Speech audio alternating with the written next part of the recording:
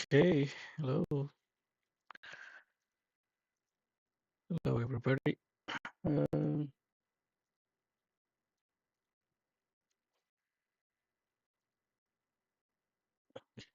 Checking my mic. Mm, Yeah, okay, I think it's clear enough. Let me resize my windows first. Oh, I messed it up.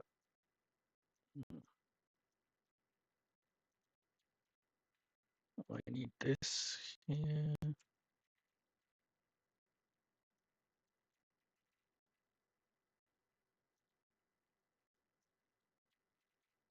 This one's smaller. Make this one. Okay, perfect.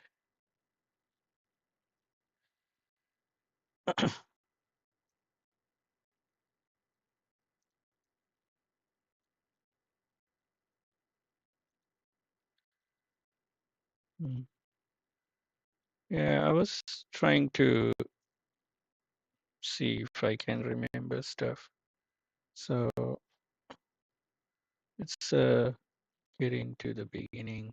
Um, so what I'm doing today is going to be looking at how to, uh, you know, how to make a little game inside uh, the canvas in HTML. So I'm gonna go from the very beginning. So I have these pages opened up here, so you guys can follow up.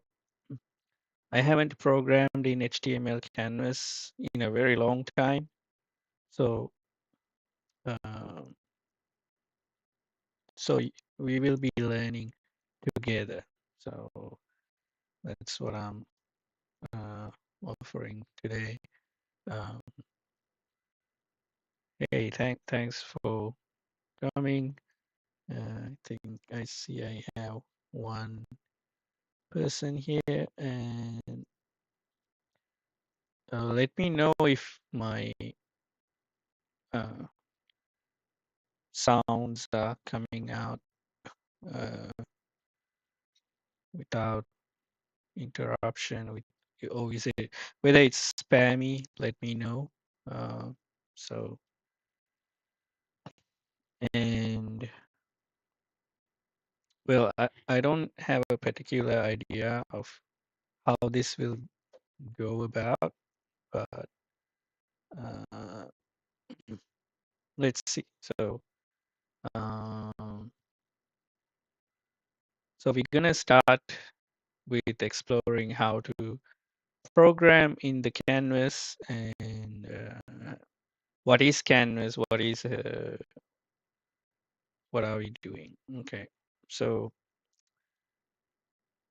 let's say I want to write a small game, and games are just a bunch of pictures moving around. That's it on your screen, right? So mm, that's what we are going to do. uh,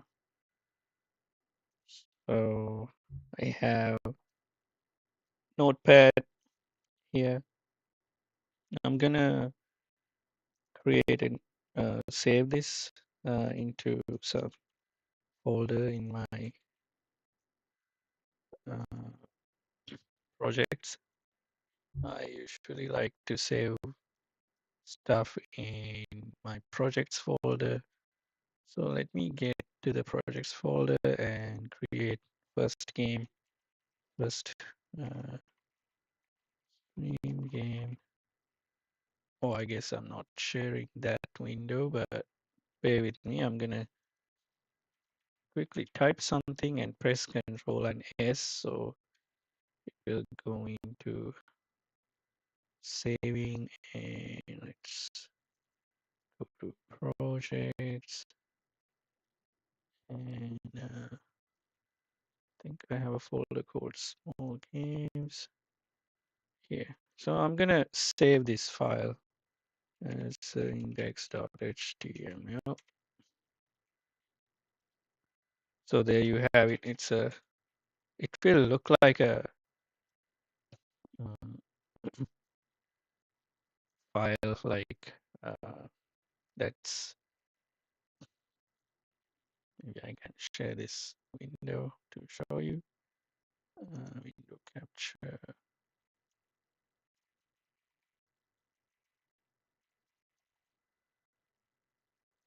Show the Explorer window. So it's just a plain index.html file. It's empty right now. I have opened it in the Notepad++. That's what I'm using. You can use the regular Notepad as well. I like to use this one. And okay, I'm going to put this away. Yes, I don't need it. And now we're going to open it. We're going to drag and drop it here in the browser. Now you can see. So it appears as a just a empty file. So nothing on it. Uh, and we're going to start from there. And we first write a plain HTML and see. So usually it starts as a doc type HTML, if I remember correctly. Uh, so, and what we are going to use as the tool today is the HTML canvas. So to get into HTML canvas, you need a HTML file first. So how to write a HTML file? You just um, this doc type HTML. So this thing you have to write in every HTML file. It just tells the parser, the XML parser, that this is a HTML document. So it's like a magic word that tells you what type of a file this is. Now, inside that, you write HTML and close the HTML tag. So now you have a very basic HTML file. If I refresh it, nothing happens. So it's rendered on this browser, you see. No fancy stuff. So inside of that, inside of the HTML, you usually have a header, a head, and a body.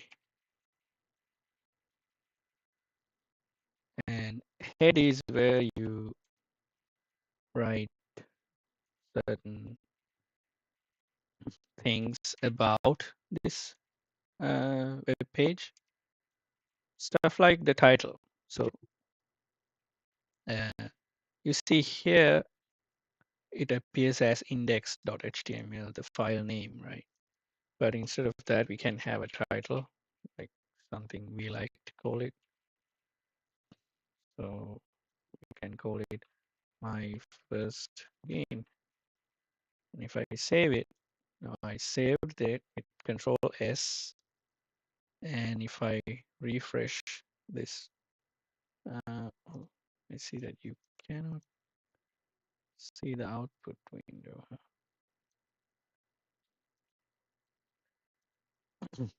Let me resize this a bit. Okay. So you see, this is called index.html. That's what the title appears as. Now I'm changing it to my first game. So these title tags are telling it that this is the title. So if I refresh now, it becomes my first game. That's the title.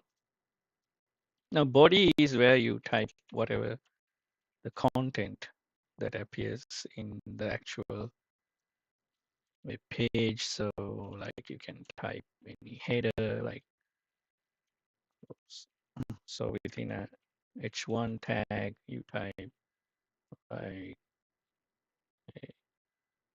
welcome or hello world, whatever. You just save. You come here and refresh or reload. Press F5 on your keyboard. So here it is, the welcome message. So we're gonna create a game. So let's call it something. I don't know. Welcome. Instead like uh, canvas based game. Yeah. So that's what we're gonna call it. And let's create our canvas. So what is a canvas? Now let's go here and open up. So HTML canvas is a place where you can draw graphics. And how you create it is use this tag. So now, what is this website I'm using? So I'm just using w3schools.com. That's the old school way to go and refer stuff. Also, you can go to usually MDN, which is really cool. Like they have really good documentation. So I would recommend using this once you get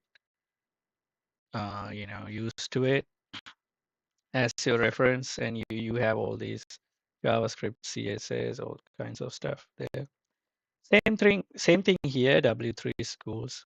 Uh, this one is more friendlier for beginners, I guess. But as you progress, you just get used to this. Now you come here and click on the HTML in the W3 schools, and you can search and get to HTML canvas. You see how to create a canvas. This one, yeah. So we're going to type something like this and create a canvas and see what it does. Now, for now, what we have is this. Let me delete this one and so save it, refresh. So this is what we have. You can, drag, select text because it's the website.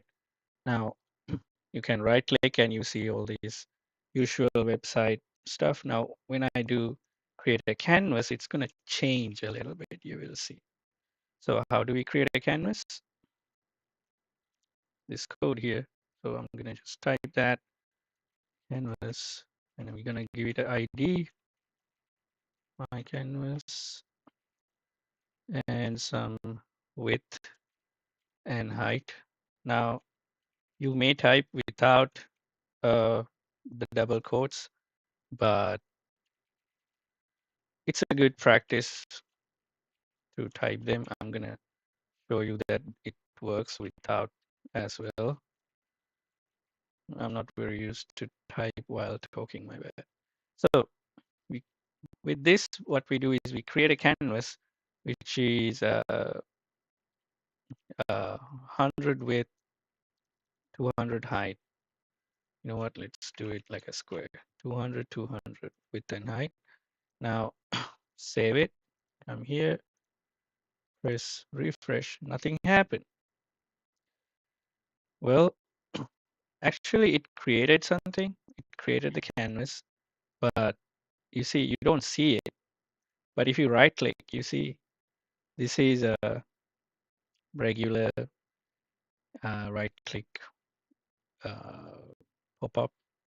But if you click around here, you see it's an image right here. The canvas is here. So canvas is a kind of an image. So uh, so it worked. It created it, but we cannot see it. How useful is that, right? So we want to see it. So what we are going to do is we're going to add some border. So now I'm going to show you that this also works. So you're going to put these double quotes around it. So to draw a border around it, what you can do is use this style.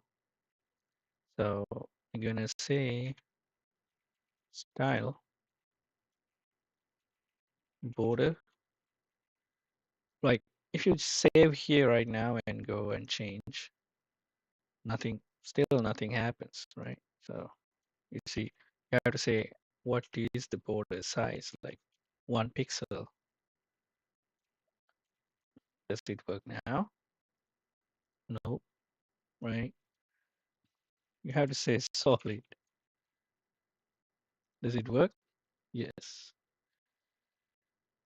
So we have a solid border. We can actually change the color. So here it's like black color, all zeros. We can just do this too, like three zeros. That works as well. Um, you do something like that. I mean, you cannot see much because it's just a border. So let's leave it like that. So we have a canvas which is 200 by 200. Let me crank that up a little bit. Let's do 350, I think. Yeah, I think that's enough. Yeah. So that's the number I saved myself. So 350 looks good on my screen. Yeah.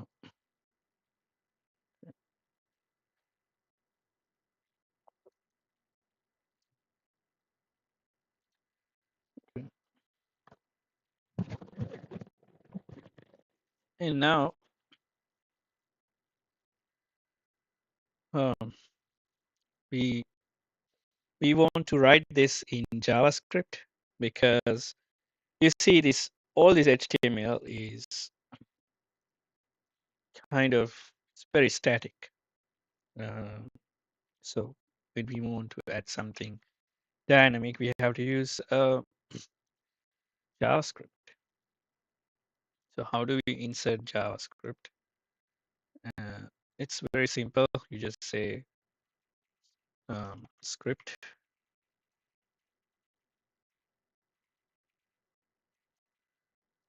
and inside of this, you can write whatever that you want to write.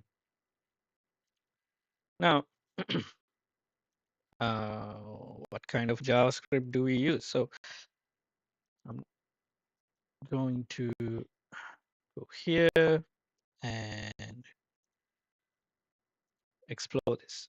So Canvas API, you see all these stuff. And here is some JS code about JavaScript code about working on Canvas API. So we're going to use that. Now you see these lines. What it does is, now this is MDN. So hosted by Mozilla Foundation. So this is the URL if you need it. So I can put it in the chat in case anybody wants to grab that. Also the W3 schools in the chat. So there you go. If you guys want to get those links. Now here, what we want to do is we grab the canvas element and we get its thing called the context of the element. And that's what is used to draw stuff. So let's first grab that. Oh, and if it doesn't make any sense, that's fine for you right now. Like might not ring any bells. Hey, welcome to the stream. We are just programming a small game. Okay. So, and this is a very beginner friendly one. So I might go over very small, like details. And I haven't programmed in Canvas in a long time. So, uh, you know, I am also trying to remember stuff. So I might go over documentation. You know. Okay.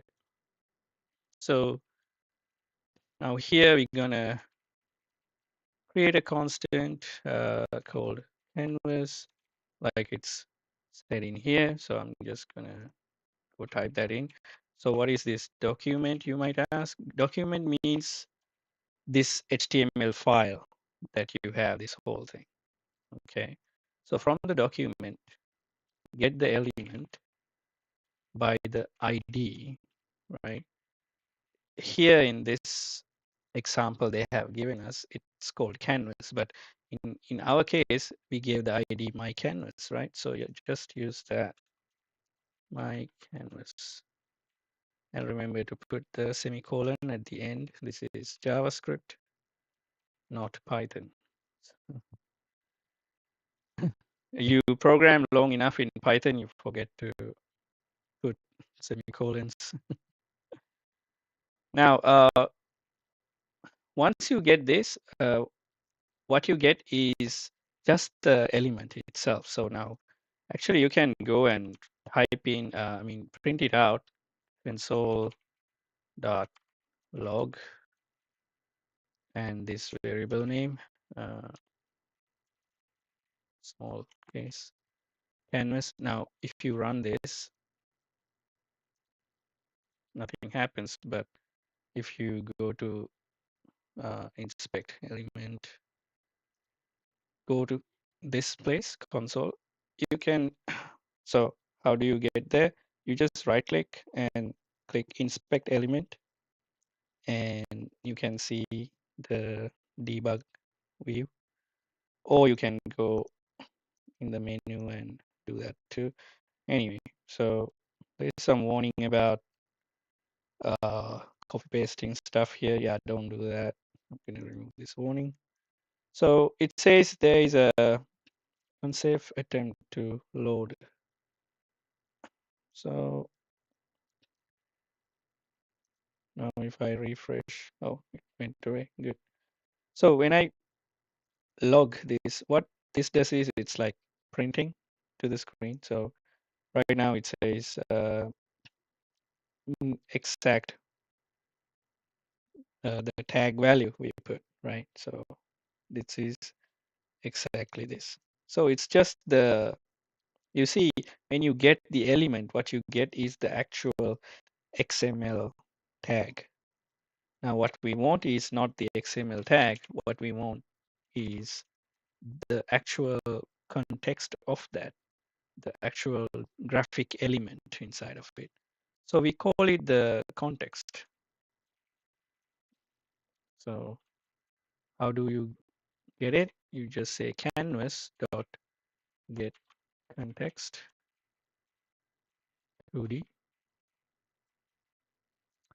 and let's print that. So console.log context.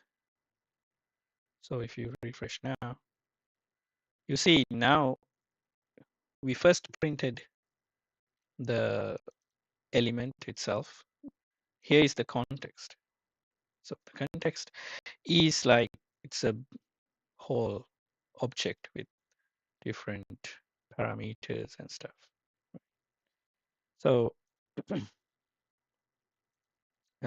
you see the difference, right? So the canvas by itself is the XML, context is the actual thing we need. Now I'm gonna remove these log print statements, and for making our lives easier, I'm gonna call it CTX as well, so it's easy for me to type in. That's it. So a shorter name. Um, Now the CTX, the context, you take it and you can say stuff like, okay, uh, you know, fill filled rectangle. You can draw a filled rectangle using this command. You give a position 0, 0, and let's say 100 by 100.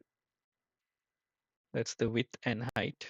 Now, if you refresh, there it is. There's a black box. Now, if you want to change the color, you say ctx fill style equal green.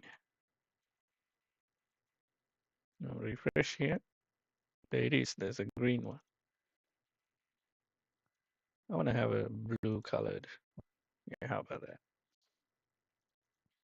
So if you're wondering what this is, now what you have to do is you go here in the MDN API reference and you see this get element by ID, and then there's get context.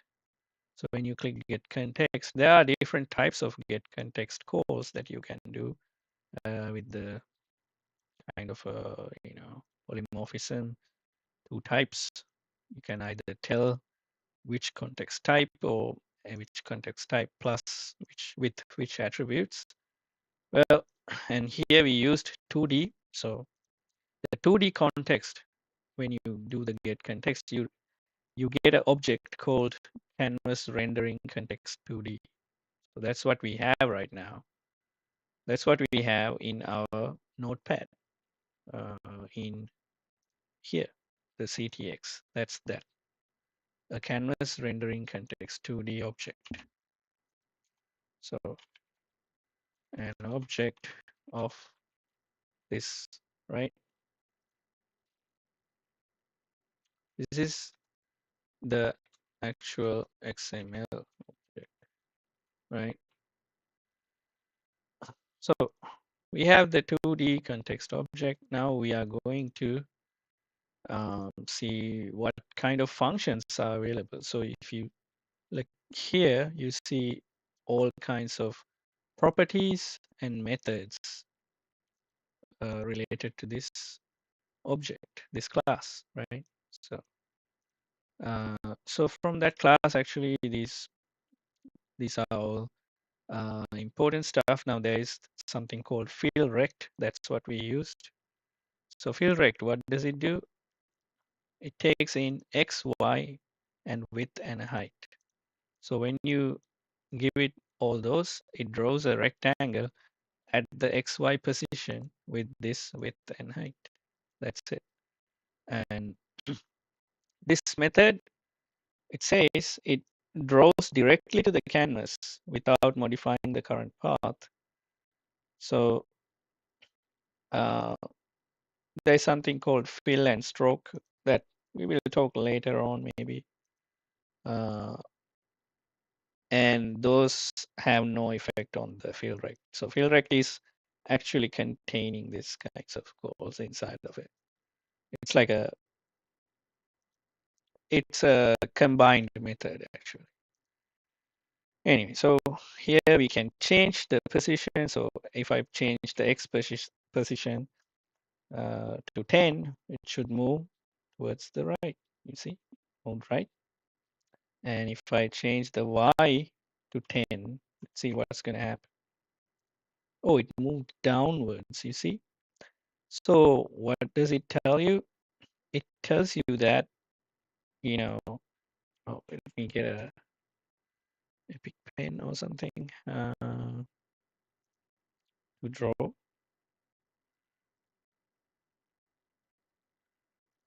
Actually, maybe paint, right?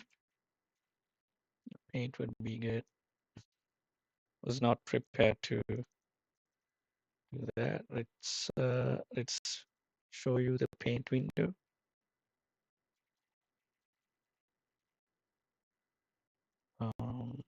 MS Paint.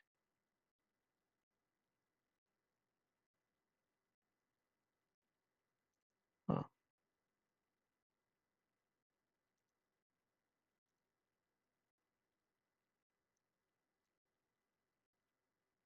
well, it's coming as black.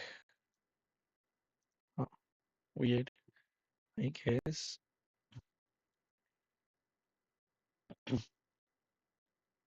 Do I have to use it as a game capture or a media capture?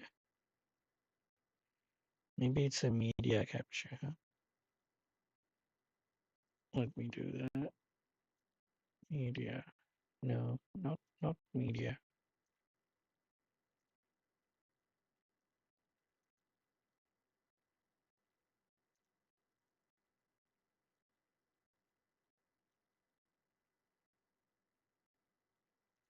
Okay, looks like I cannot stream paint.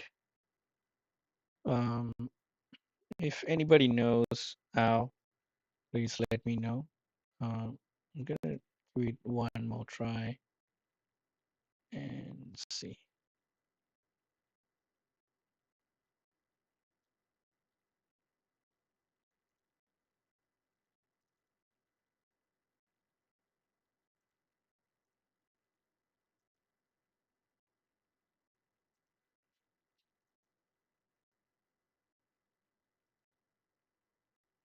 No, remove it.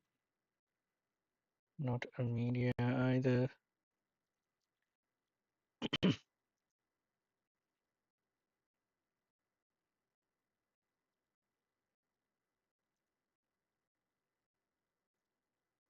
So what is this color? Oh, no. Uh, that's the one. Um, window capture, maybe. MS Paint. Yeah, this one. Okay, now it works. Okay, so uh, we are very used to having our axis as y up and x on the x towards right, y towards upward direction. But uh, you see in web pages, that's not what you have. So in the web pages instead what you have is y is downwards and x is towards the right. So remember that. Now, with that in mind, you see if I move it here. So as we keep increasing y, this box will go downwards, right? So let me put some large value, there it goes. So then still, I would like to program in usual coordinate system, y up, x towards right. So what I would do is I would convert our coordinate system, y up, x towards right. So I want to get a y up direction and convert into this. So how do I do it? So I can just use negative, right?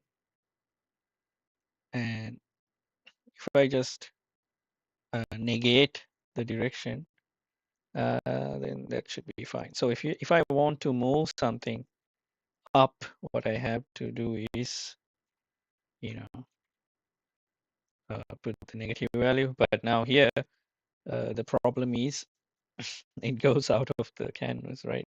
Because it doesn't start there. So the 0, 0 is in this top corner, right?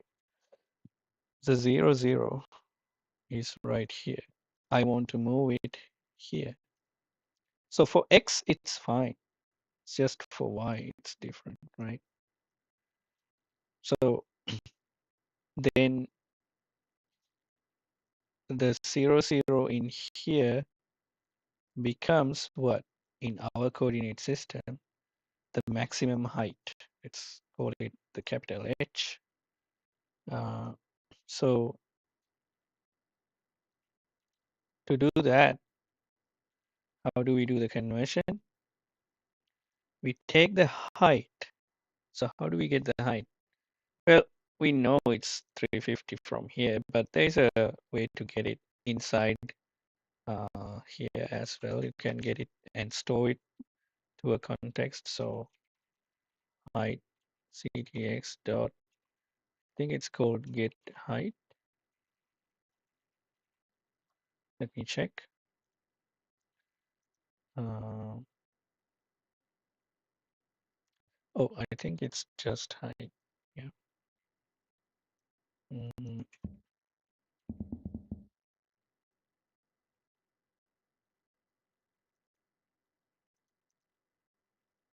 mhm. Oh, it's going into this one. So I think scale. No, not the scale. Mm, Split, rotate, restore, move to line.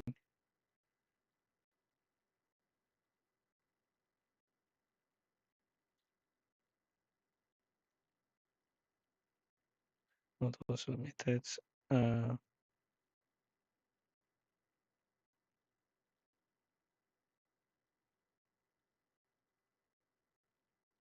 line width gives us the width of the line of the rendered object. So, oh no, the what you want is canvas height.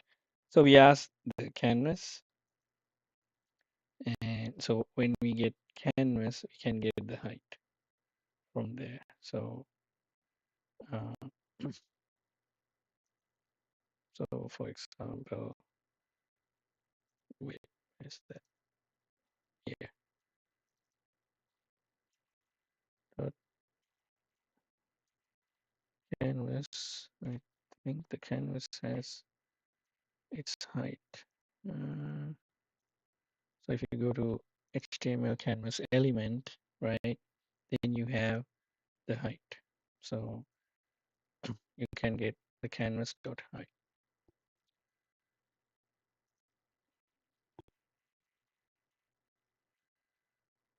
Now, so to convert this into our coordinate system, we're gonna say it's gonna be height minus 50.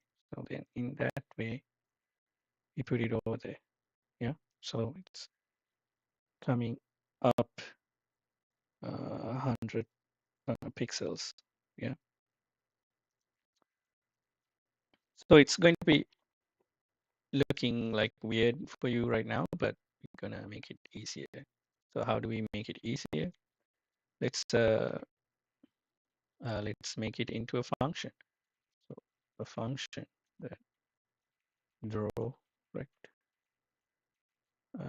And it should take x and y coordinate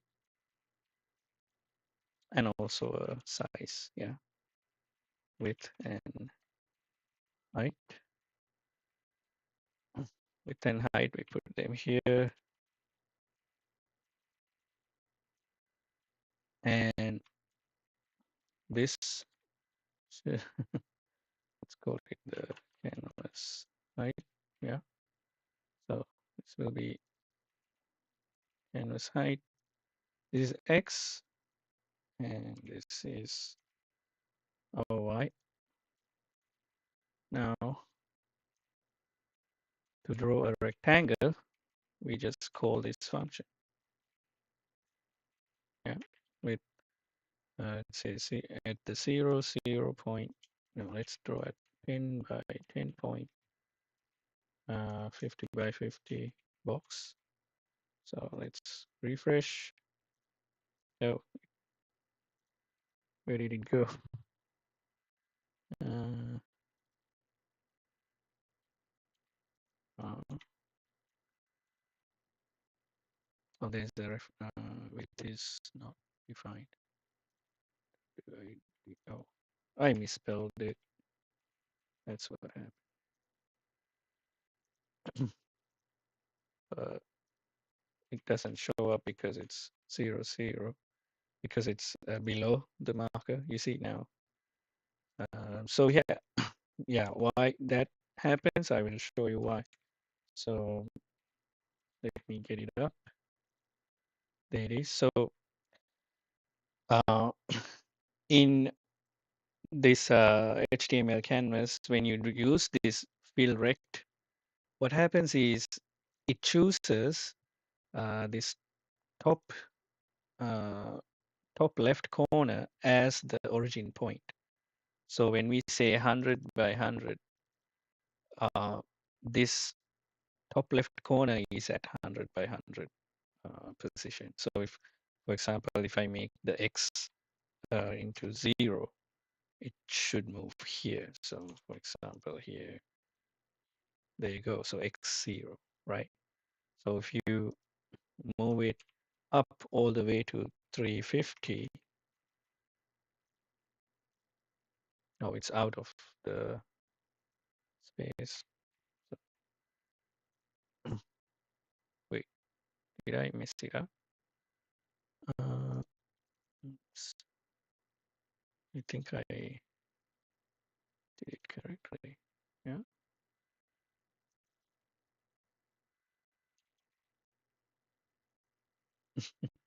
Ah, wait. Of course, I messed it up. Right, 315 here. No.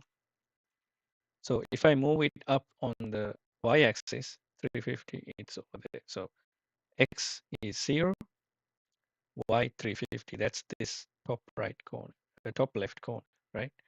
So, uh, so remember that. So now we have a system where we erase the whole canvas. So now we have a system where we have a box. Our origin is here, right? And this is the width. This is the height. So height value of y up, and towards the right, it's the x value. The maximum value is w. Here, maximum value is h. So that's what we have now. And but I want the center to be the center of the square itself, the rectangle, right? So, and to do that, we need to find the center of that box. And what is the easiest way to do that? Well, uh, what we have is kind of a box, right? And currently we have its origin set as this top left corner. I want it to have its center as the origin point of that object. So because of that, I want to move from here downwards and then move right. How much length do I move? The height divided by 2. We can draw a H. Yeah. Then towards right, I'm going to go width divided by 2. Here, the width of the uh, rectangle. Okay, so the width of the rectangle, height of the rectangle, so divided by 2, divided by 2. So let's do that operation. So I want to draw this rectangle, but my x position should not be this position, right? So instead, I have to add width divided by 2. And in here, I have to add height by 2. So uh,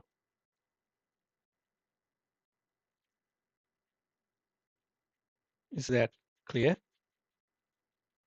Or is it kind of confusing you guys? Oh,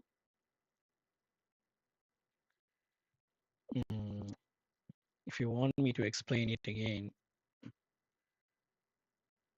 uh, sorry, this should be negative, by the way. Uh, so actually, I don't want to move this point here. What I want is I want our point to move there. So the center of our rectangle go there. So actually, it should be negative. So there you go. So now we are drawing at x equals 0 and y equals 350. So now the center is there. Now if I move the square to the origin,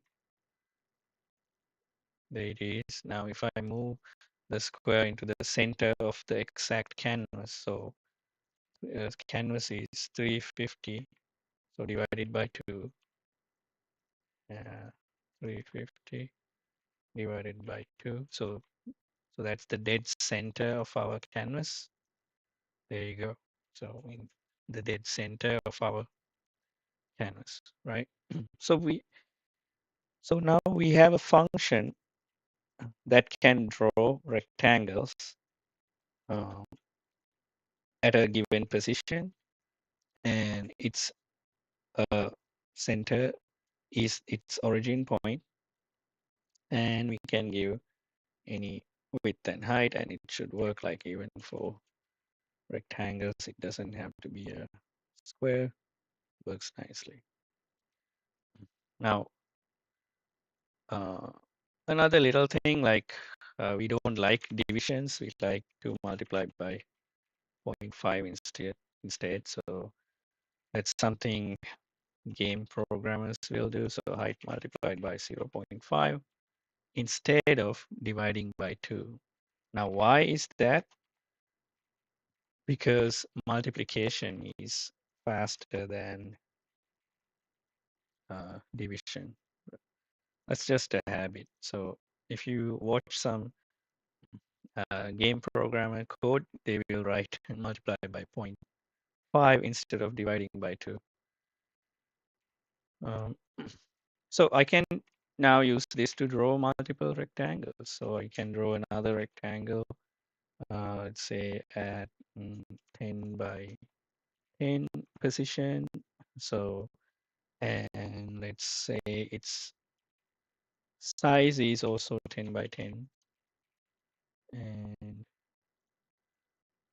it appears like that, very small rectangle.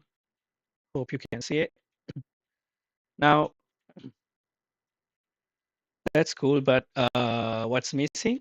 The color, right?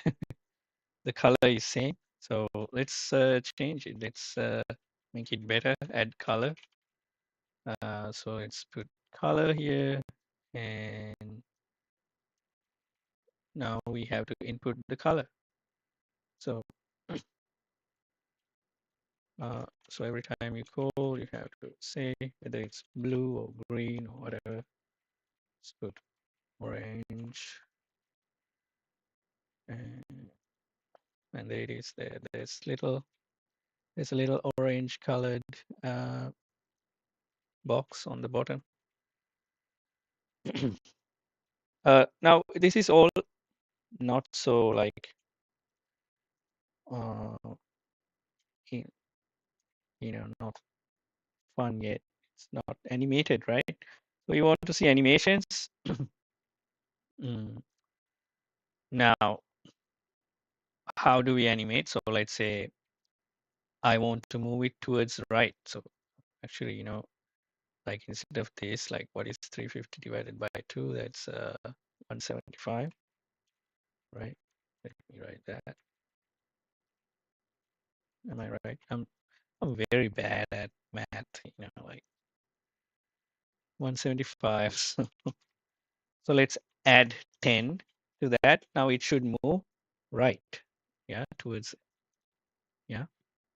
So if you keep increasing the x, it should keep moving right. Now if I put 200, so it should move towards right. Oh, I didn't save, I guess.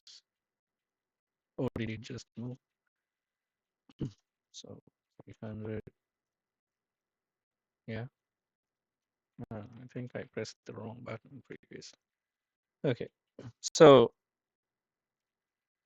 uh, so we want to move this thing around, right? Now we cannot be going here and editing all the time, right? The player wants to see it animated. Now, how do we do that? That's where something called request animation frame comes in. So if you are curious about it, you can search it here, request animation frame, and it will teach you about it. So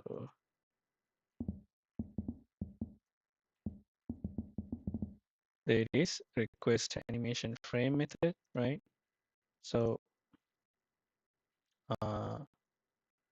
and what it does is it uh, allows you to give some function as a callback, and this will keep calling that function repeatedly. Okay, so it kind of creates a loop. And you might ask, why not write the loop ourselves, right? Like you cannot do a for loop like thing for graphics. Uh, just use this because this is how the web pages are handled. But if you're writing this in C++, you would definitely write like a while loop, kind of a frame loop. So, but that's for another day. So let's use this. So what request request frame request animation frame? What does it need? A callback function, some function. So our callback, I'm going to call it the game loop. So game loop is the usual name you give to the game loop. So it's called game loop. Pretty obvious, right? So game loop is a function you write, and it's actually like the heart of the game. So uh, let's try and see what happens when we run this. Let's just write console.log and let's say hello here. So what it does is it's going to print hello, right? And we're going to pass this function into this thing called request animation frame, and it just prints it once. Now, the funny thing about this thing is what you do is you do a recursive call using the same thing inside the function itself. So what does it do? We call it once through request animation frame. So in the next frame, it's going to run the game loop function. So in the game loop function, what does it do? It prints hello and then request to run us again. Like it's like this thing is keeping asking the system, hey, please run me again in the next frame. So it keeps running forever. So let's see. See these numbers growing. So that's the hello being called so many times. You see how fast it grows. Uh, so if you didn't have this collapse thing, I think I have some. there's some kind of a setting that says it's collapsed. So that's why. Otherwise, you will see a bunch of hellos printed. Uh, now we don't want to print hello. What we want to do is we keep repeating a process such that the rectangle is moved. Right. So let's do that. Let's draw a rectangle. Actually, you know what? Let's grab this blue rectangle code. So, and put it here. Now, I want to keep keep it moving towards the right. So I'm going to take its current position, let x be 175. That's how it starts, right? And that's x. And I want to keep increasing x. So in the next frame, x should be larger than the previous value. So you can say x equals x plus some value, like 1, for example. Now, it's going to run really fast. So, you see? But it did not actually move. It's like growing, right? What the hell is happening? You might be thinking, like, hey, we just wanted to move. We are not increasing the width. We are just increasing the position, but it keeps growing. Anybody have a guess why? The reason is uh, the way the canvas works. The canvas just does not clear itself. It just keeps drawing new boxes on top of the old boxes. So it's just a bunch of boxes right here. So we have to clear the canvas every time we restart it. So how do we clear the canvas? We just say, I think there's clear rect or something. Let me look it up. I think I was in canvas context. There's something called clear rect. So what clear rect does is uh, it sets the pixels in a rectangular area to transparent. So we can just erase stuff, something like that. It's like that. So we have to erase every time before we draw, something like that, because it's the same piece of paper. Think of it as a piece of paper, and you are drawing rectangles on top of it, and then erase it, then draw the next one. So like that. So now here I'm gonna just hard code this for now, but later on we can change it. So now clear the rectangle, then draw the new one. Okay. So now let's see. So I saved it. Oh, this thing is blocking the view. Oh my God. I was, now you can see, right?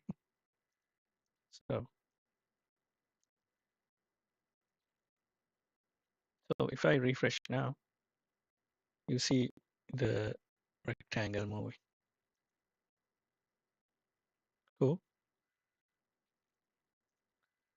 Uh, so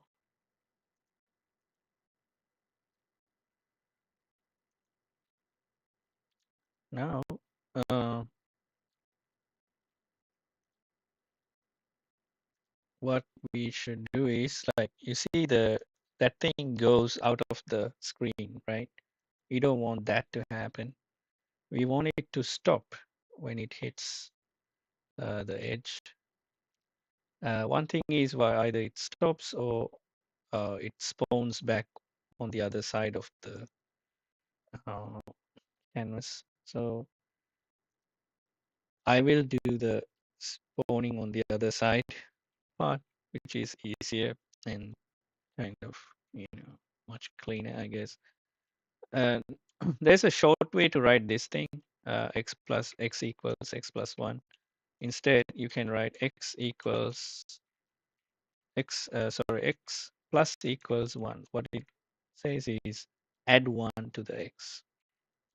And then I will say uh, if x is larger than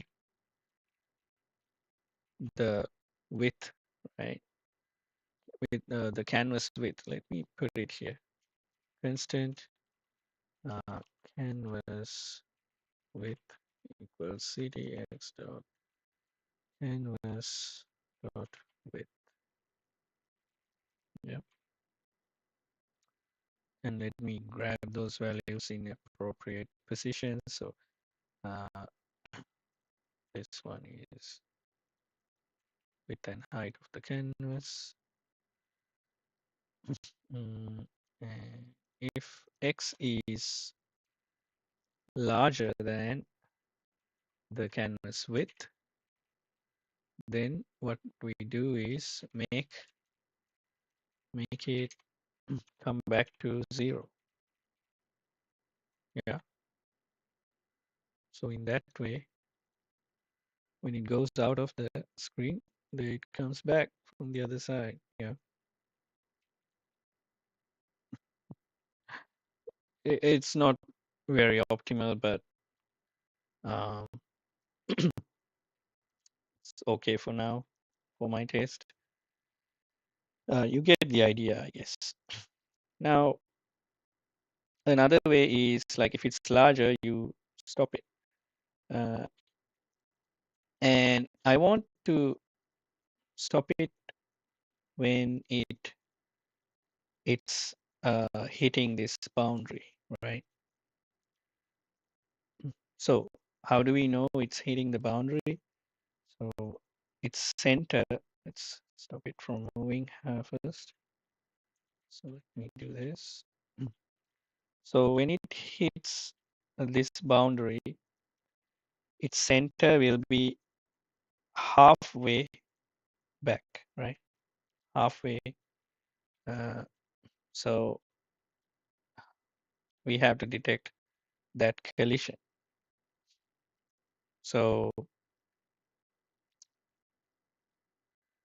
the center plus the half of the width, right? Width multiplied by 0.5. That part should not be larger than canvas width. So in this way, so in this case,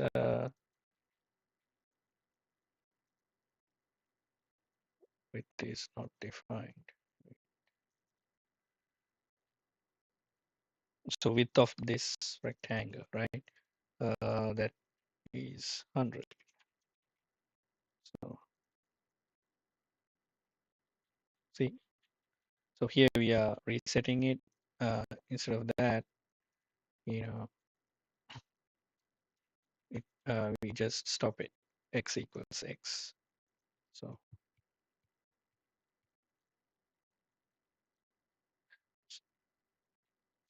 sorry, not X equals X. X equals X plus that value 0.5.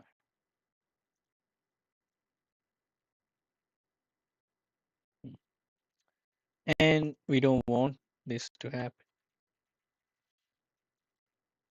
Else, you let it go. Huh, what's happening here? X, no way.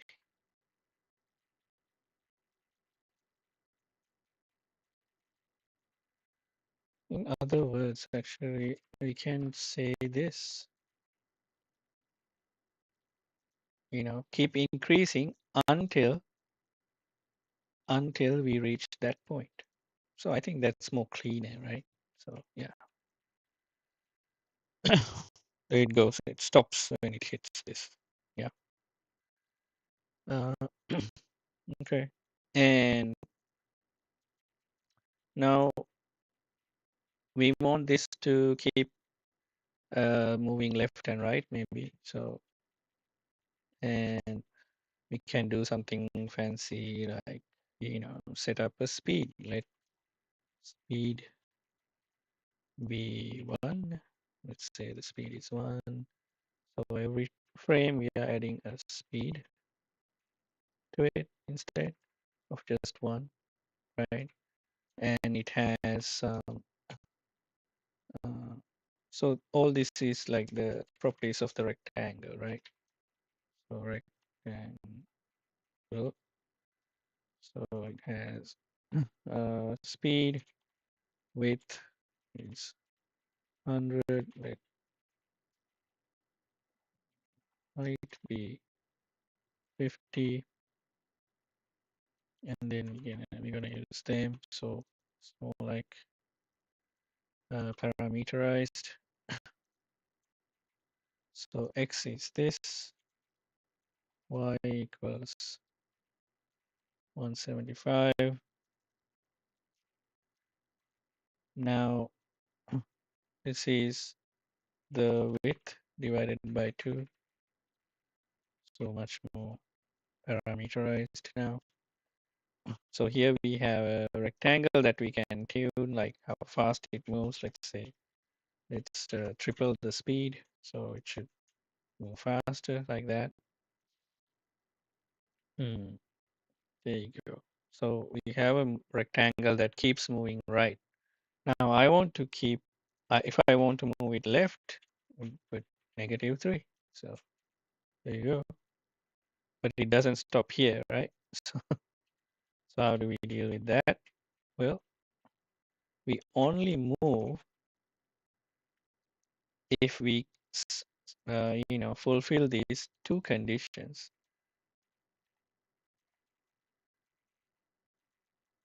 Half of it, the center cannot be less than or equal to canvas width either. Canvas width, but negative. Yeah, negative canvas width. uh, Actually, a 0. Yeah, my bad. Our center is here in the bottom left corner, so 0. It cannot be negative, right? So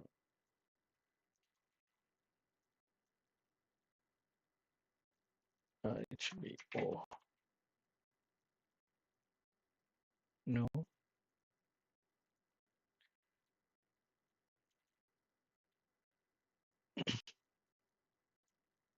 wait. My logic is wrong. Let's see. So if we have reached this end, if we have not reached this end, if we are between these two ends, we do this. So we should be within uh, positive canvas width, and and we should be larger than, yeah, that's what it is. Our center should be larger than this value. So this is what the center point, I mean, the border being inside the canvas. So there it is. So now it can move left and stop, and move right and stop.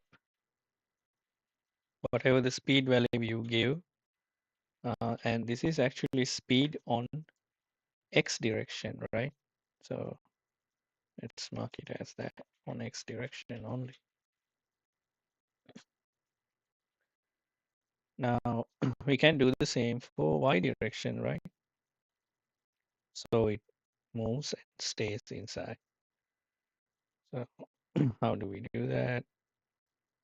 We can uh, write a similar function for y. Now, before going there, like, let's decide what kind of a game we are going to make. So we are going to just make a simple game where let's do this. So I'm gonna make things fall down from the sky, like from up here. And with the blue box, we're gonna try to catch them. How about that? Yeah. So to do that, we have to move our box, and we should be able to move the box uh, with the keyboard. Yeah. I guess with the keyboard uh, we can change position. Actually, we can change the speed. So I'm gonna make it such that we can change the speed of the box, the direction, uh, and the magnitude, and then so the keyboard will drive this number,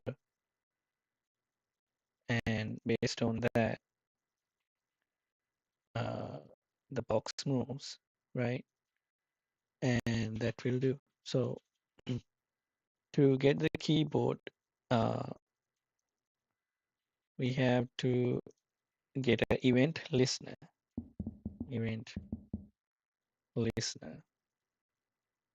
So add event listener. That's the function we want to look at. Uh, and there is like a bunch of ways you can write the function. So type is an event type that you want to listen for. So let's open that here. So there is different types, and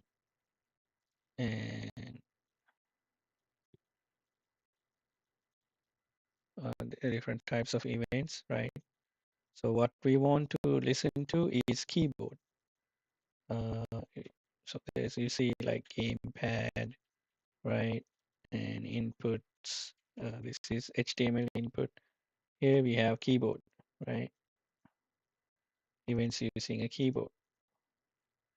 So uh, so there's like different things about that there.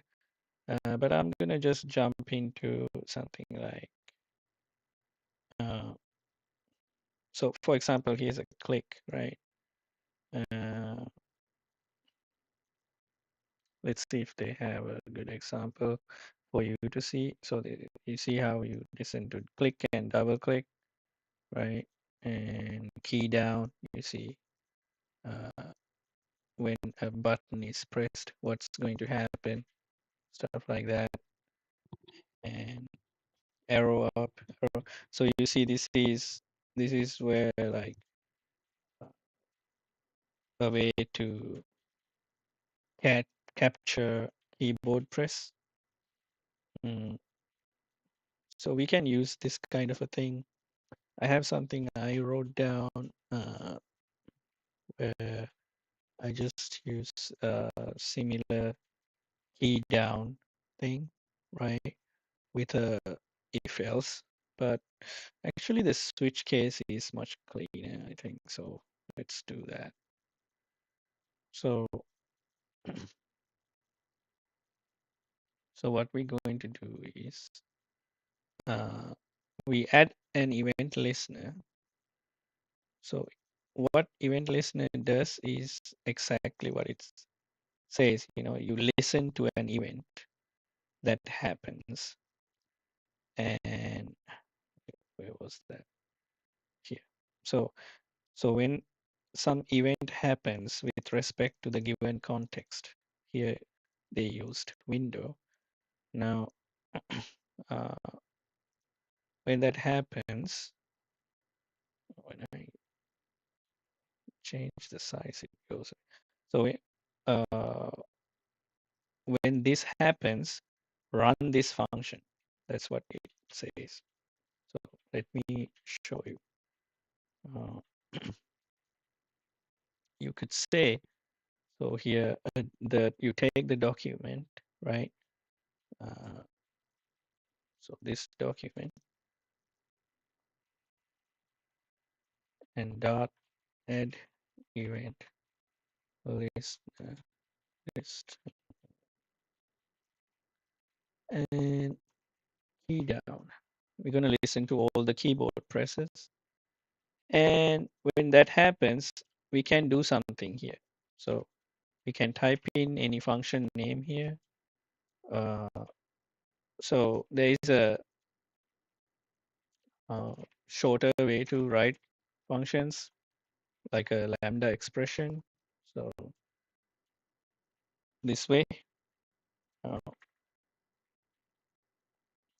like can log what happened there like that. And so if I press the keyboard button, you see it gets printed. What is this weird thing I wrote? You may ask. So like I would say, okay, log. I could do the same thing like this function log key, and I take a input something like a key, and I just print console console.log the key. This is the same. You see, when I press the keyboard buttons, if I press arrow keys, arrow up, up, up, down, down, down, left, left, right, right. Sorry, right, right, right, left, left, left. You see, you get those values. So instead of writing this, you could also write a shorter those lambda type uh, functions as well. It's the same thing. Anyway, so now we have a way to listen to the keys, right? So if the key is uh, some value, so like it's an object, right? Key event is an object. So what you get is a key event, right? Uh, like let's call it process key. So when you get that, what we want to do is we want to take the key event and compare its code.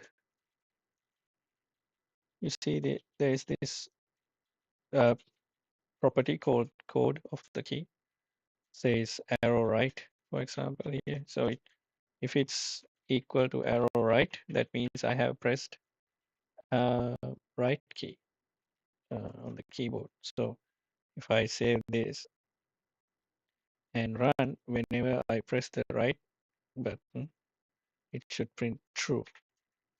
Any other key, it should print false, right? So I was just pressing left and right, right, right, right, right, left, up, down. So it's false, you see? So now instead of this, we can add a switch statement. And these are the little cases. So switch statement, and we check uh, the different cases, arrow up,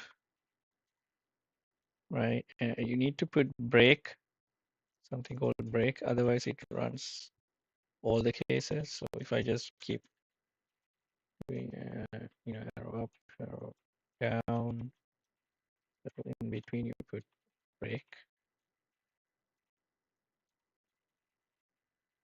And if it's arrow right, break. So we are not doing anything yet. We are just fleshing out the code for now. So break, and that's it. It's like default usually. That's it. So we write whatever we want to do when these keys were pressed right there. When it's arrow right, we write here.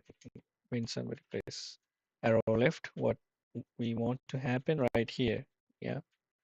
So I put some comments just to show you. So currently nothing happens when I press the key buttons. So when I press right, I want to move move the box right. Yeah. So how do I do that? Make the speed equal a positive number, a positive 3. Yeah. Let's make the speed 0 in the beginning. Now if I press right, it becomes positive 3. So the beginning, nothing happens. When I press right, oh wait, it's not happening. Did I save?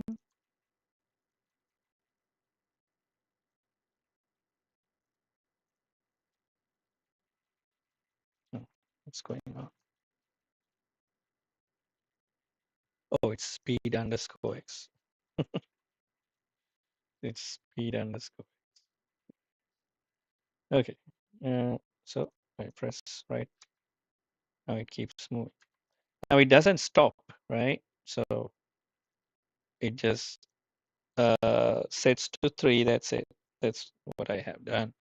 Now that's just to demonstrate you how it looks like. So instead of setting that, like whenever I'm pressing and holding the key down, that's when I want it to keep moving.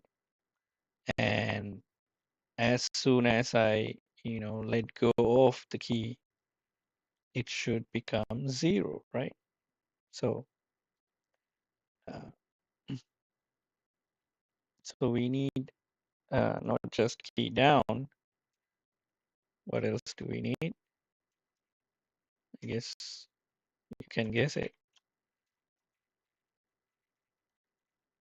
Yeah, yeah,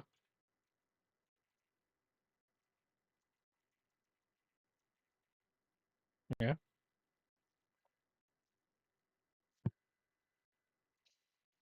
So let's see what happens. So oh,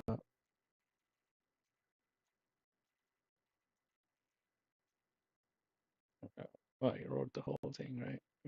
This one, process key down, rename them properly.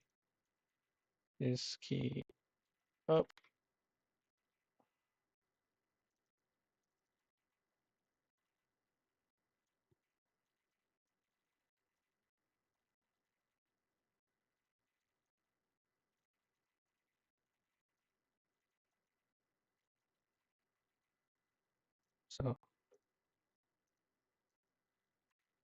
So keyboard events now, uh, key up also plays, but it plays after I let go of the key. I press the button, nothing happens. Now I'm letting it go off my hand.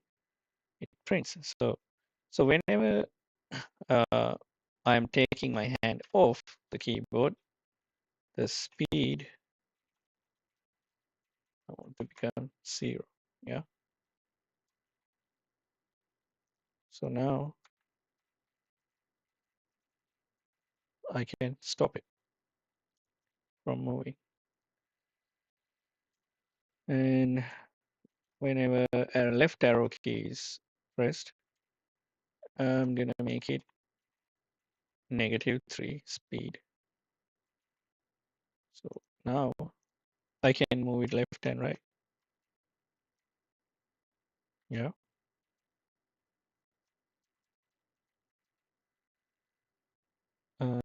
Okay, I see something wrong here. Should be less than. That's why it's it completely stopped when I went to the edge. Oh, I guess. Hmm.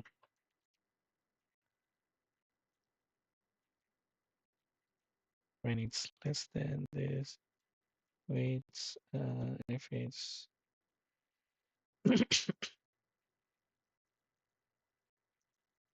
yeah. yeah, so there's this bug where like it's not really a bug. I mean, it's human error. Since I'm using +3, you see like some larger value, it goes a little bit beyond this point. So after that, this is not satisfied. So because of that, I cannot move it anymore with my keys because you see uh, this is denying it, right? This condition in here.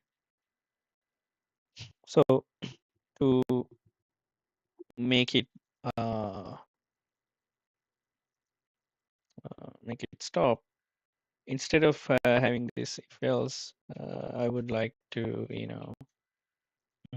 have it such that we do a two-stage processing, whereas like we keep increasing this, right, all the time.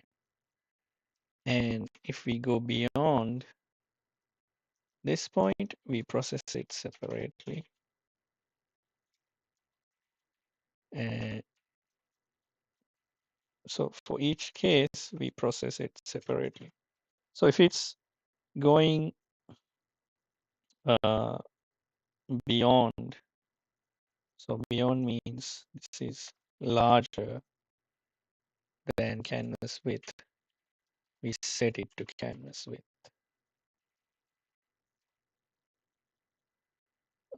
So I'm going to move this whole part to the other side. So it becomes negative, right? So it like that. So, and if it's larger, x becomes larger than that, we say no, that's the largest value you can have. So this way, you see, you can go and stop. Like I'm pressing my right arrow, it doesn't move anymore. It doesn't move beyond that point. Again, do the same here. So this part, I'm going to take it to the other side. So it becomes actually a positive value now. So, and there it is. So the minimum value for x. So we have a minimum value for x and a maximum value for x, right? So now, if I refresh, what is it? Oh, this should be, if x is less than, right? So go left, right. So there we go. We have this. Now it's moving in the same speed, right? It feels like mm, very slow. Now if I increase the speed, it's too fast, right? So instead, I'm going to give it some acceleration instead of speed. So, mm, so instead of adjusting the speed x, we can adjust acceleration of towards x. In the beginning, it's 0. Now, uh, and each time frame, speed of x is increased by acceleration towards x. It's the basic math, right?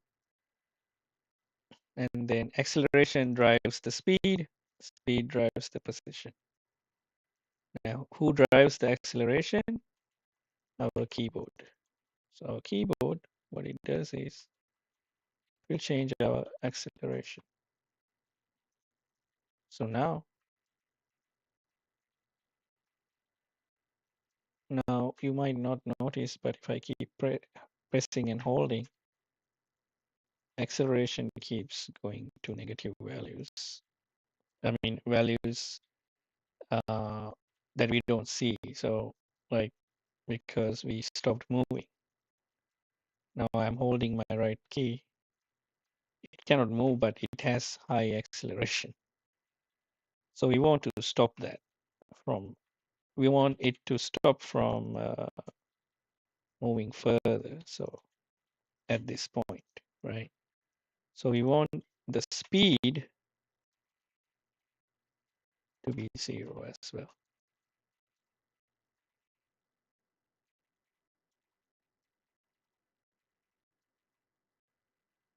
When you hit the border, your speed becomes 0, right? Makes sense. Now we have acceleration. So I can give like value of 1 instead of 3. So it feels much smoother. So the longer I hold, faster it moves.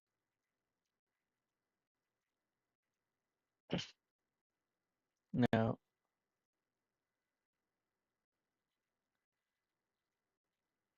oh, hey, Andreas.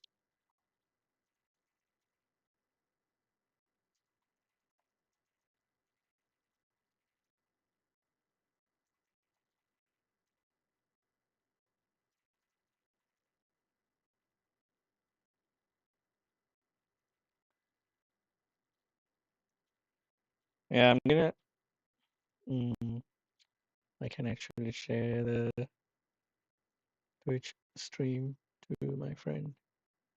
Uh,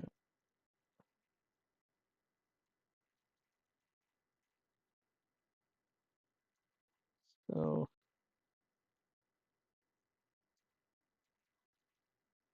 sending this to my friend. The link of the stream. Sorry, be right back.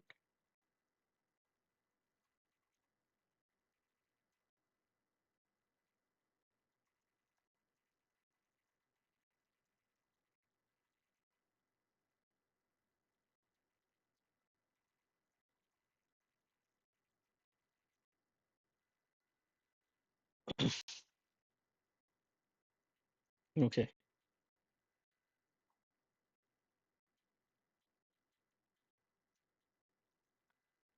So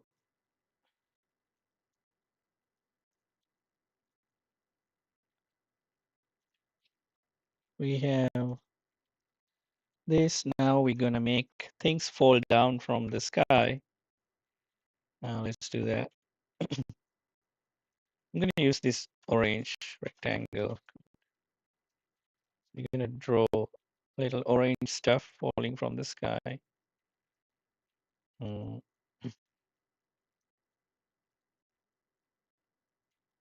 And that will happen around here maybe.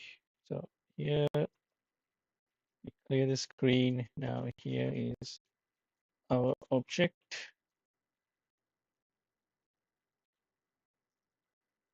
And this is bugs.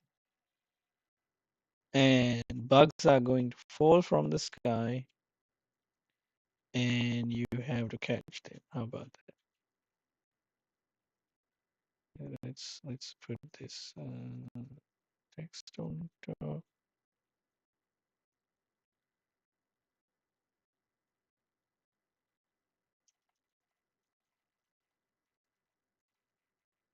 Browser catch bugs. Catch the falling bugs. Let's start again.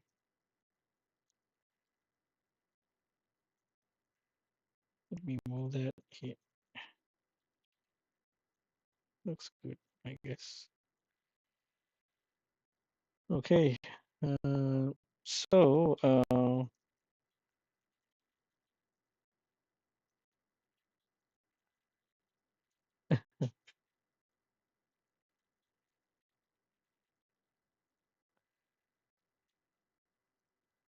So now, let's see. Currently, it's not doing anything. It's just a orange box over there. I'm gonna move this blue box down here. So I'm gonna do what? Change our y-axis, right? So where's the y-axis position here? So I wanted to put it as, I mean, 0 would be okay. I mean, not bad, but like it will be here. But instead, the height is 50. So if I put 25, it will be sitting there. But you know what? We put 30, so it's more like, hovering. So now we can move around like that. Nice. Maybe we don't need to hit the wall, but it's okay. Okay. Now, and we have our bug, which is the orange box. And this orange box is uh, going to fall from the sky. So they have to fall from the sky. That's one thing. And collide with the rectangle, with our rectangle, right? Collide with our box. So you are like collecting them into a box. Think of it like that. Let's do that. Yeah. So when it drops into our box, it should disappear. Collide with our box. I mean, it's like we suck it in, right? Now it's drawing on top of the box right now. So how do we make it draw inside the box? I'll show you a little trick. But it's not very hard to understand. Look, if I draw it first, then draw the blue box, it's going to be covered, right? So now, look, it's hiding behind it.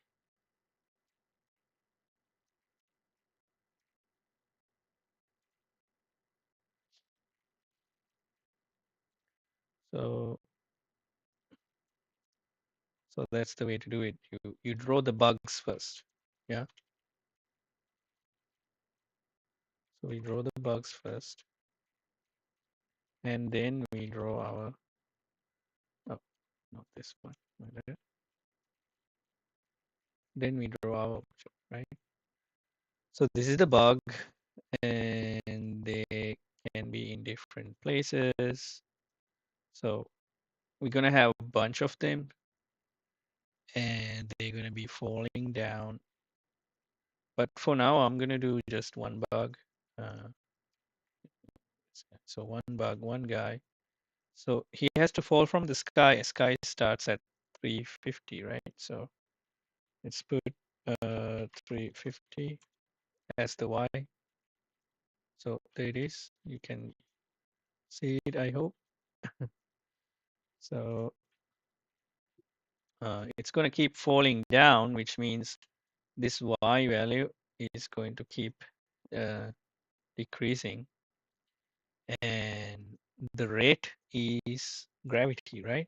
Gravity, which is 9 point something. So 9.8.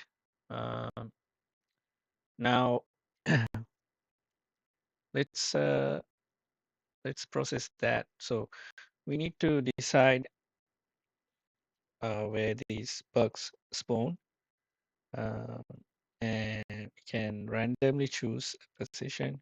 For now, I'm gonna let it be there, and let's just make it fall down. So this is bug Y, right?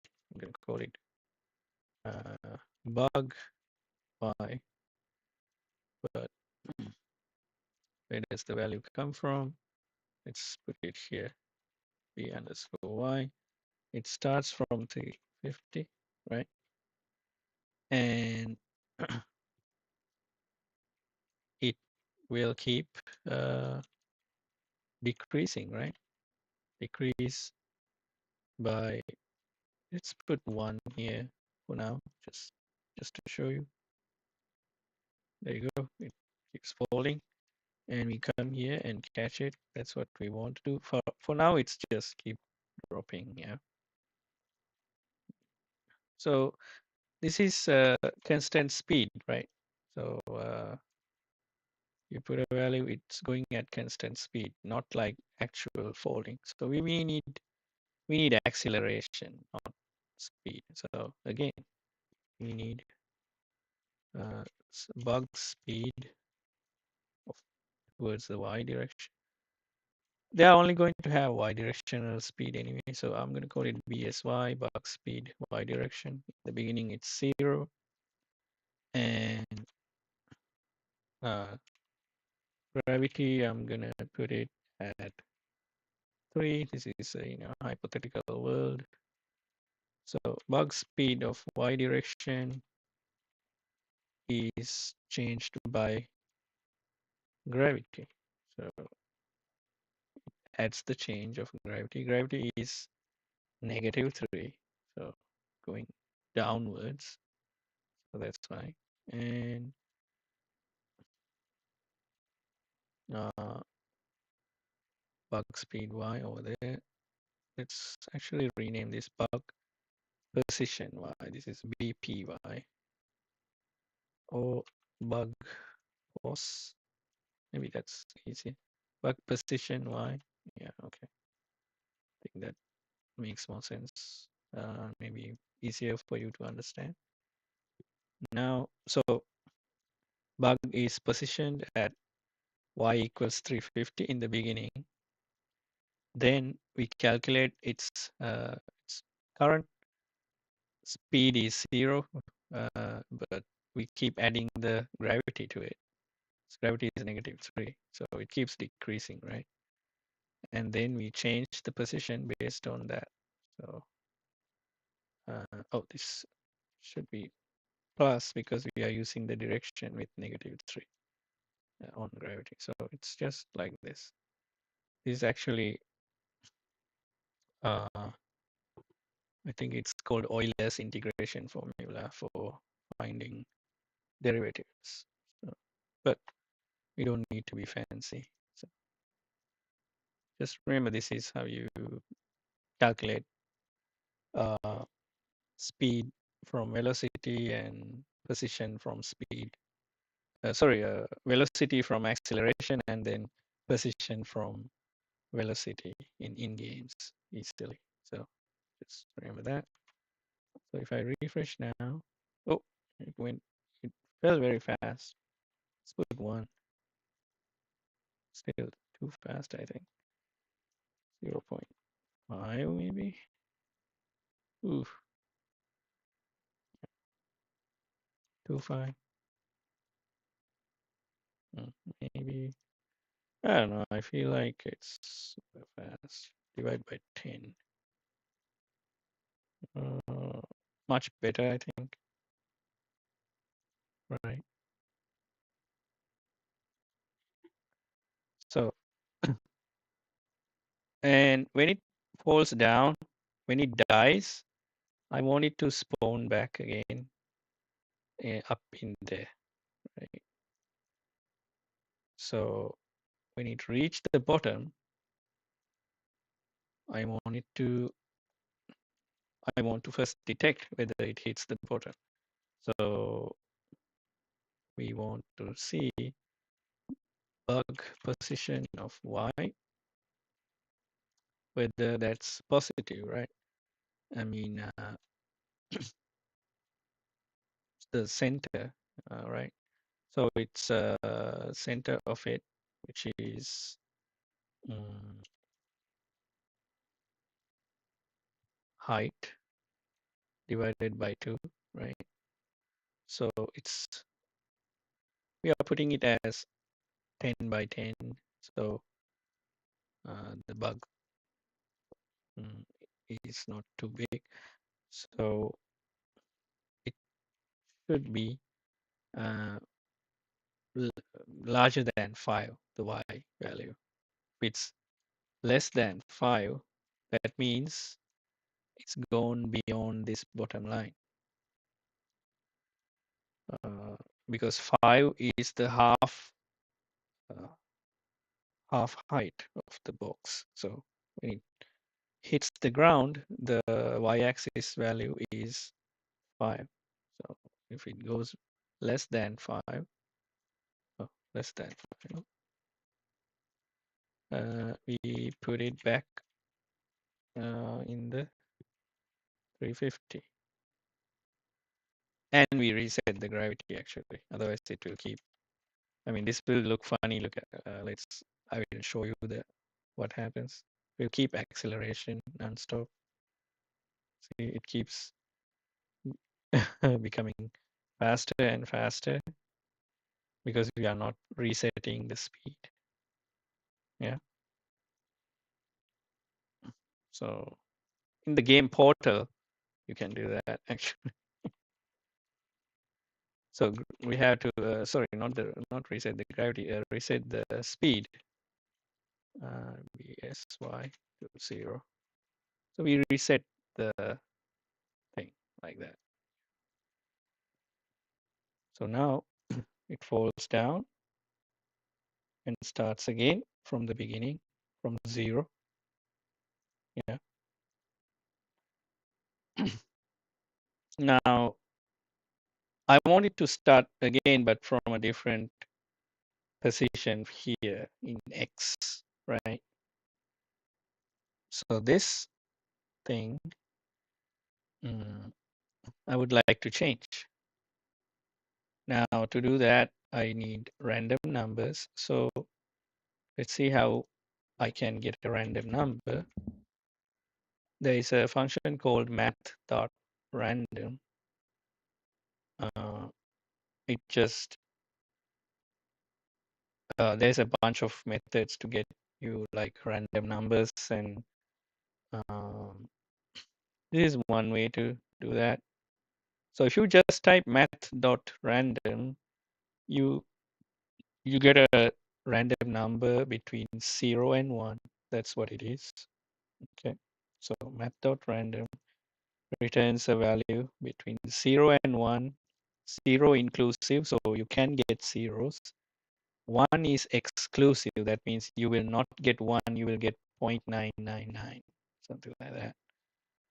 Well, it's good enough for our case if we are not developing something very scientific or anything. So, uh, well, we need to have a constant value though, like, so I'm gonna say b plus x equals math.random. Now this gives us a value between 0 and 1, but what we want is a value between 0 and the width, right? Our x is going from 0 towards this position, which is the width of the canvas. So so since it's 0 to width, it's we can just do this and get away with it. Canvas width. So and that will give you this value, and you're gonna put it here. Now every time you will get different positions. You see, the bug will spawn from a different random position every time I press refresh button, right? But it will keep spawning from the same position because we didn't change it here. So what do? We just copy paste the same code here. So we are basically like resetting the whole bug again. Like we put him in a position and we give him a speed of 0. You know what? Like, let me rename this. It looks ugly. Speed y. Bug speed y. So Where else do I have it? Yeah, yeah. Okay. So bugs are going to fall from the sky from different places. Yeah. And we can move our little thing and we try to catch him. Oh, uh, yeah, I'm gonna hmm, get rid of the acceleration part on the box because now I'm controlling the acceleration, which is kind of weird actually. I feel like it's a bad decision. Even if I let go of my finger, it keeps moving because I'm just controlling acceleration. Uh, or maybe, you know what? Like I can put speed x equals 0 when I let go of the key. That should fix it. So yeah, okay, now it's better.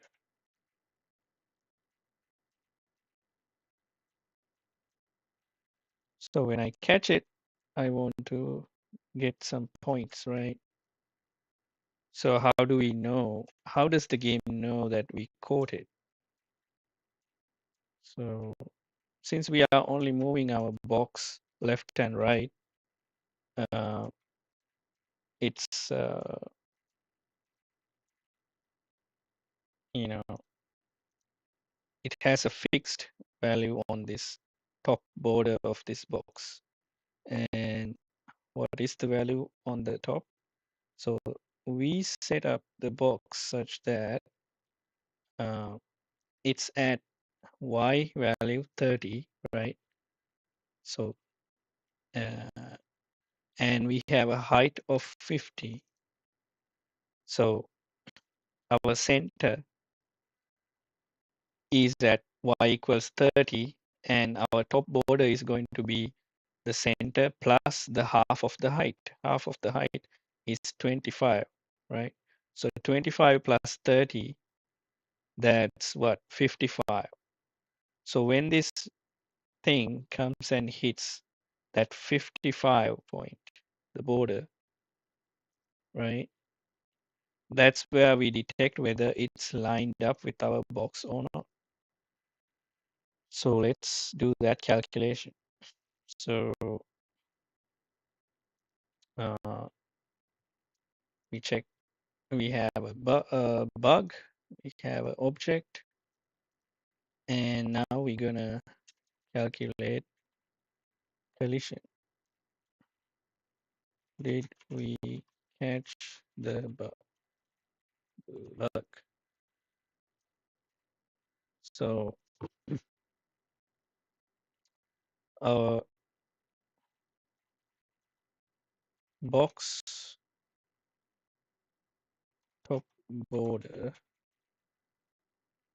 is such that so y is 55, and that should uh,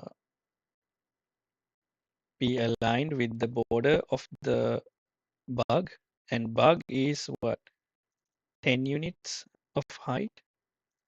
So if the box and the bug are hitting each other like that, the top border of the box and bottom border of the bug should be touching. So then what is that point on the uh,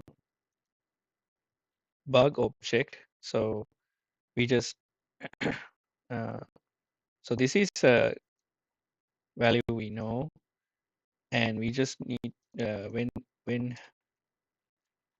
when the bug reach this uh, y equal 55, uh, bugs y equals what? Um, it's 60, right? Because its center is at y equals 5 in its origin. So, so we just have to do a check when bugs y, so b pos y is doesn't have to be equal. It could be uh, less than or equal 60. That's when the bug is beyond that box's border. So when that happens, we also want to check whether it's whether the bugs within the left and right side of the box borders. So what is the left border and what is the right border? So right side border of box is what? So our box has position, how did I write it? Da, da, da, da, X, we just wrote X. So that's X, right? X plus width multiplied by zero point 0.5, right? So that's the right border. And left side border of of the box is X minus WIDTH. What is this?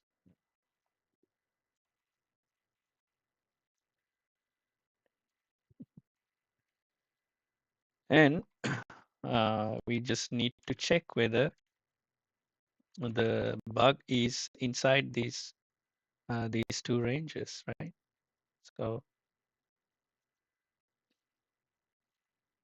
So b pos x should be less than the right side, less than x plus x times zero point 0.5, and bug's position of x should be greater than x minus width times zero point 0.5. So if all these conditions are true, let's just print for now. We code it. So let's see if it's correct. So if it falls, no, but if it's we code it. Oh, now it prints like you see multiple times, right? 42, 56. Why is that? Because every time we code it, I mean, we are not resetting it or anything, so it just keeps going through the box. So we should reset it every time we catch it as well. So we should do this thing, right? So I mean, let's let's just copy paste for now as a rough work. So now we code it only once. You see? Now that's our score, right? I'm gonna catch it again. There we go. So we get a score. Now what we can do is we can print our score somewhere and record the score, right? So um, that's another thing. Like somewhere we record the score values outside the loop. Uh,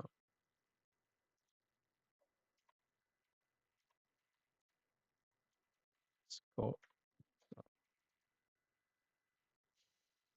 Let's go be 0 in the beginning, and you can use it anywhere actually, but you know what? It's just here. So we're going to increase the score, right? And we can print it, print it after the increment. Now, what we would like to do is, display it somewhere, right? So that you can do like, let's say, we have this text. Let's change this. Maybe, give it a ID equals oh, mm,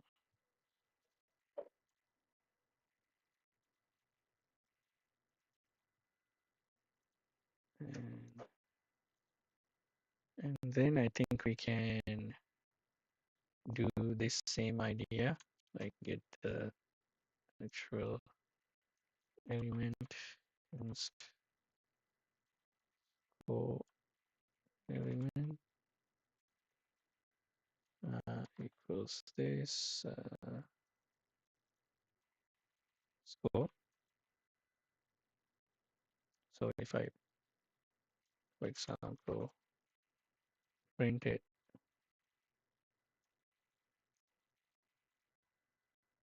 it should show this, right?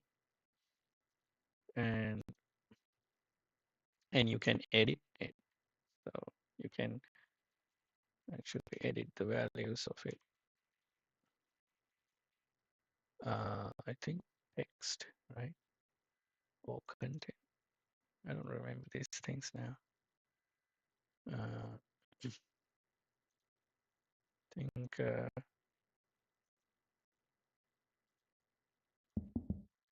get context.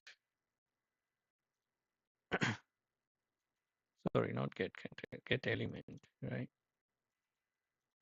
We get the element by ID. And then if we got something, and what we get is element, and element can have values that you could change. You will have children, but also I think text is part of it. Is it tag name? Uh, or is it called content? Mm, mm, mm.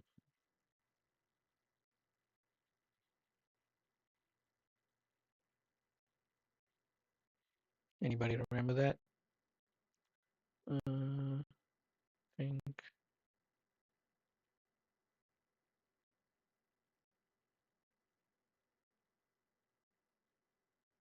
as attributes is the attributes. Uh, da, da, da, da, da.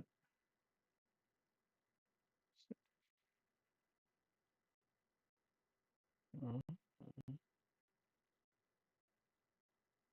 I'm gonna just Google it, I guess. Change element value.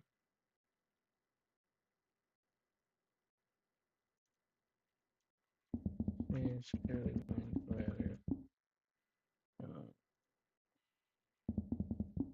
change HTML element value from JavaScript. So dot value. Yeah, I did not see it over there. So there was a value here. Oh, I did not. It's not here. I don't know.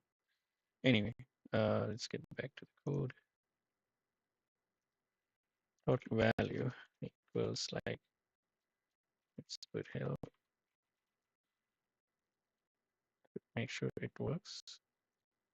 No, it doesn't. I guess not for H1.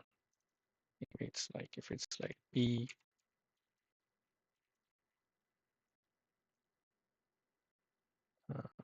No, it didn't work. So is it wrong? Change element value JavaScript. So changing the DOM element value, yes. So you can get, oh, inner HTML. Ah, so inner HTML gets you the text inside the brackets. So can I use it to change to? It says like here, yeah. So inner HTML. Let's see. Oh yeah, look at that. And JavaScript. I don't remember how to concatenate strings, but let's see.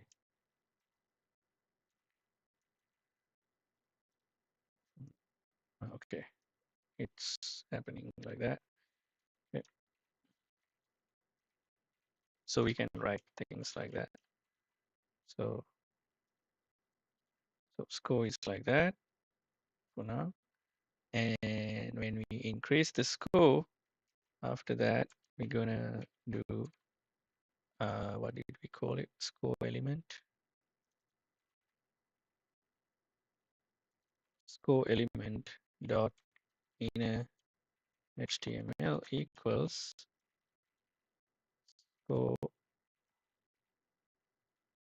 plus this value, right? So it shows the score. In the beginning, it should be 0. So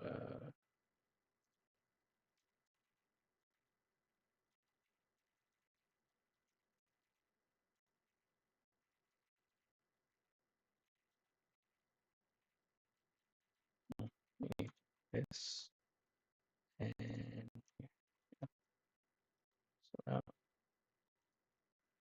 there you go. So we can have some score like that. Oh, there you go. So yeah, we can have a counter. And we can have number of lives that we lose when it goes beyond that point. So in this else case, we can write we lose health, right? So health -1, and then we might have something like this for health. So instead of score element, health element, and health is like that. And we need to do similar thing here for health. Health element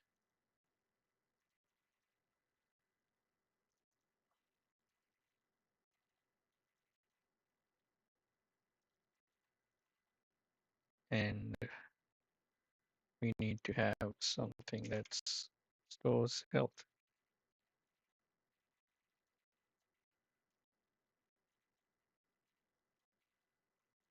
right? And in the beginning, the health is like what, 3? Maybe you give 3 health. Right? It doesn't even have to be filled because the code will fill it.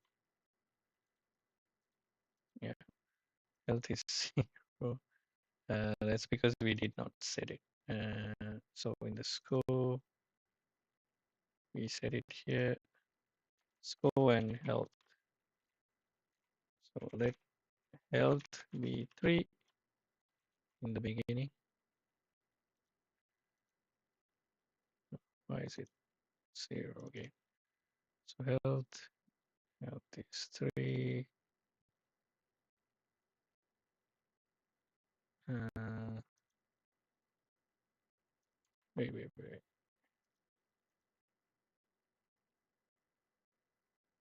And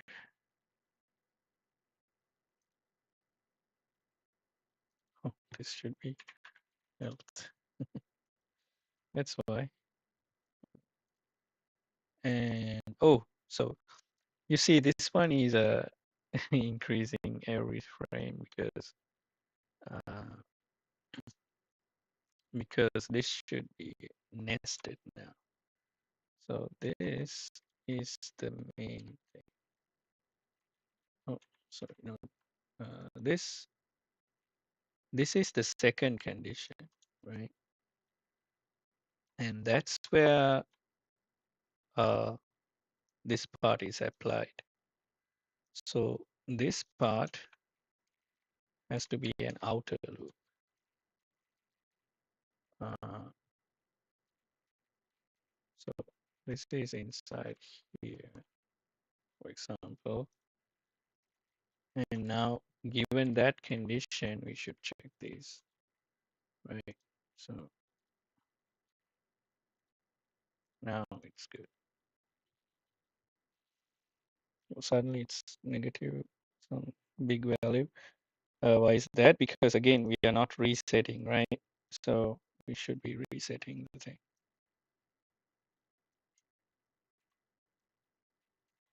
And we don't need this console log. We can say something like we hit. Oh, this one is a miss, right?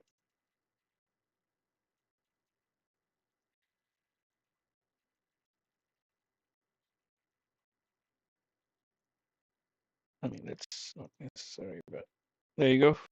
Oh, we caught it. This one we missed. Uh, so there you go. We have our game. Like, um, I guess. Uh, so a very simple game, like not huge. I mean, not even more than 133 lines, but you could squeeze it more and you can make it better. And right now, only one box is falling from the sky and it keeps going with negative health. So we should make it like stop at some point. But, there you have it. So that's the main idea of the today's video, just to show that like, you don't need fancy stuff to make a game, like, try out prototyping some idea. I think it's a fun project. I haven't coded in Canvas in a long time, but uh, hope you guys enjoyed it. Um, we can also do like a complicated thing in it later on, maybe. And also we can do SVG based as well, vector graphics. Uh, That's also fun. And and also you can use Canvas to draw very complex graphs like plots, and the type of research I do sometimes. The you know I like to use something like this to draw complex plots because when the data is huge, um, it's easy to draw on canvas rather than drawing on something like SVG, uh, and that's for a different day. So uh, we can draw with D3 library on SVG.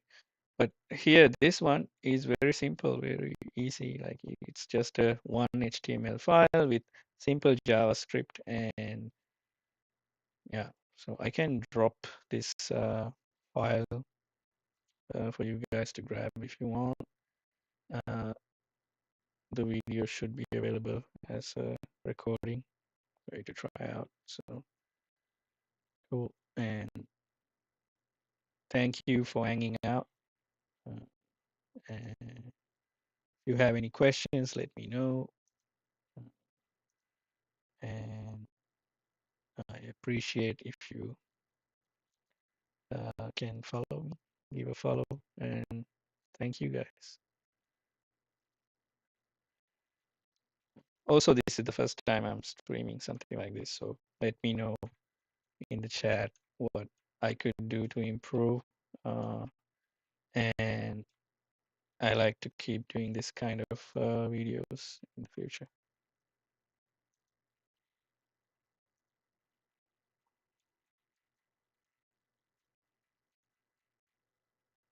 Currently, we have only one bug. Maybe we add more bugs tomorrow. Cool. With that, yeah, I'm gonna end the stream right here. Thank you. See you guys.